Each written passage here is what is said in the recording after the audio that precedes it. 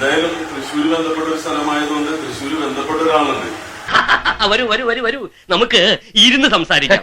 അദ്ദേഹം ഉണ്ടായിരുന്നെങ്കിൽ നന്നായിരുന്നു. കാരണം അങ്ങനെയാണെങ്കിൽ പറഞ്ഞാല് നിഖായൻ എനിക്ക് വേണം, നമ്മളെയാണല്ലോ മച്ചമ്പി, നിങ്ങളതെനിക്ക് തരണം. ആളിനെ നമുക്ക് മനസ്സിലായി.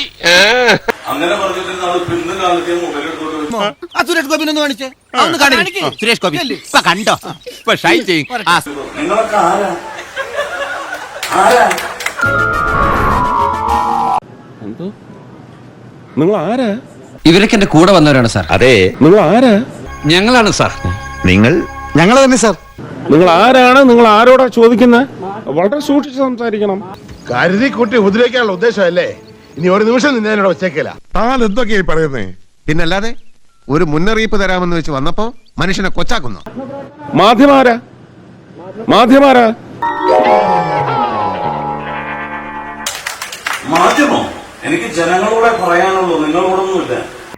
എന്നത് താൻ ഇനിക്കെട്ട് വെക്കാൻ തുടങ്ങിയാടോ പുളുന്താനെ. പന്നിയുടെ തലമണ്ട അടിച്ച് പൊളിക്കാൻ വേണ്ടത്. ആദ്യം നീ നന്നാന്ന് നോക്ക്, എന്നിട്ട് സ്വയം നന്നാക്കിയാ മതി. ഈ പള്ളിയിലൊക്കെ കുരിശൊക്കെ പിടിച്ചിരിക്കുന്ന പോലെ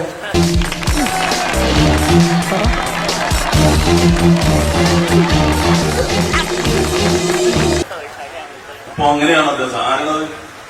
ആളെ നാണം കിടത്തിയിട്ട് നാട്ടുകാർക്ക് മുഴുവൻ ചിരിക്കാനുള്ള വക ഉണ്ടാക്കിയിട്ട് വന്ന് നിൽക്കുന്നുണ്ടല്ലേ എരപ്പൻ.